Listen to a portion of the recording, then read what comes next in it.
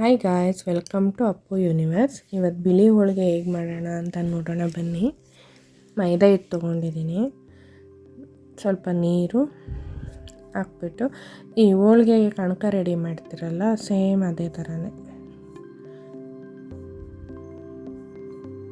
ನೀರು ಹಾಕ್ಬಿಟ್ಟು ಕಲಿಸ್ಕೊಂಡು ಅದು ಸ್ವಲ್ಪ ಹೊತ್ತು ನೆನೆಯೋಕ್ಕೆ ಬಿಡಬೇಕು. 2 to 3 hours ನೆನಿಬೇಕು.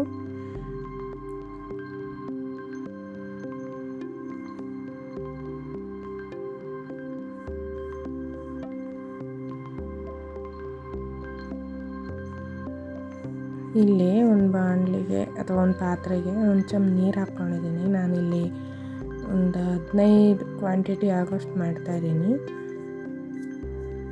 ಒಂದು ಚಮಚ ನೀರು, ಅದು ಕುದಿಬೇಕಾದ್ರೆ ಅಕ್ಕಿ ಹಿಟ್ಟು 2 ಬಟ್ಲು ಅಕ್ಕಿ ಹಿಟ್ಟು ಹಾಕಿದ್ದೀನಿ. ನೀವು ನೋಡ್ಕೊಂಡು ಮಾಡಿ.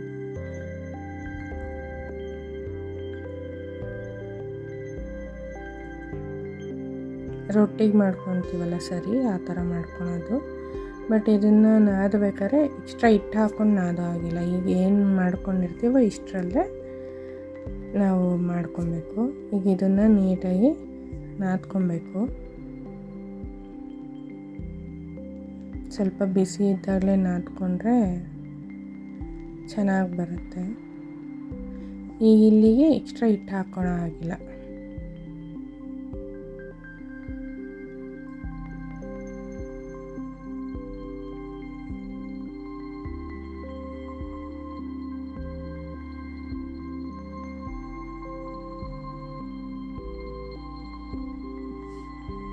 ನಾದ್ಕೊಂಡು ಬಿಲ್ಲೆಗಳು ಮಾಡಿಕೊಂಡು ಉಂಡೆಗಳನ್ನೆಲ್ಲ ಮಾಡಿಕೊಂಡು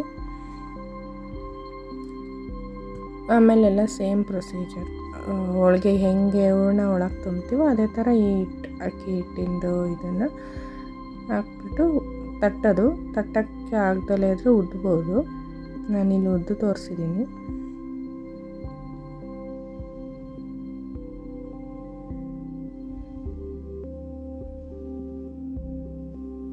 ಕೈಗೆ ಎಣ್ಣೆ ಸವರ್ಕೊಂಡು ಸ್ವಲ್ಪ ಕಣಕ ತೊಗೊಂಡು ಅದರೊಳಗೆ ಅದು ಅಕ್ಕಿ ಹಿಟ್ಟು ಬಿಲ್ಲೆ ಮಾಡ್ಕೊಂಡಿರ್ತೀವಲ್ಲ ಅದನ್ನು ಈ ಹೋಳಿಗೆಗೆ ಹೆಂಗೆ ಹೂರಣ ತುಂಬಿದ್ದು ಮಾಡ್ತಿರೋ ಆ ಥರ ಮಾಡಿಕೊಂಡು ತಟ್ಬಿಟ್ಟು ಅದು ಎಣ್ಣೆ ಹಾಕಿ ಬೇಯಿಸ್ಬೇಕು. ಮಾಮೂಲಿ ಹೋಳಿಗೆ ಹೆಂಗೆ ಮಾಡ್ತೀವೋ ಹಂಗೆ ಹೂರಣ ಬದಲು ಇದು ಅಕ್ಕಿ ಹಿಟ್ಟಿಂದು ಇದನ್ನು ಹಾಕೋದಷ್ಟೇ. ಇದನ್ನು ಸೀಕರಣೆಗೆ ಮಾಡ್ಕೊಂಡು ತಿಂತಾರೆ. ಹೋಳಿಗೆ ಬಿಳಿ ಹೋಳಿಗೆ ಎಲ್ಲ ಒಟ್ಟಿಗೆ ಚೆನ್ನಾಗಿರುತ್ತೆ. ಸೀಕರಣೆಗೆ ಚೆನ್ನಾಗಿರುತ್ತೆ. ಇಲ್ಲ ಕೆಂಪು ಖಾರ ಅಂತ ಮಾಡ್ಕೊತಾರೆ ಮೆಣಸಿನ್ಕಾಯಲ್ಲಿ, ಒಣಮೆಣ್ಸಿನ್ಕಾಯಲ್ಲಿ, ಅದು ಚೆನ್ನಾಗಿದೆ. ಅದು ಕಾಂಬಿನೇಷನ್ನು ಮೇನ್ ಸೀಕರಣೆಗೆ ಮಾಡ್ಕೊಳೋದು.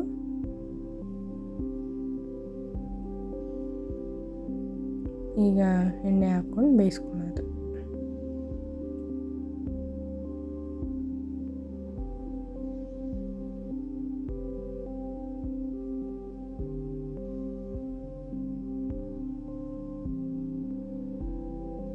ಮಾವಿನ ಹಣ್ಣು ಸೀಸನ್ನಲ್ಲಿ ಜಾಸ್ತಿ ಮಾಡ್ತಾರೆ ಇದನ್ನು ಬಿಳಿ ಹೋಳಿಗೆ ಅಂತ.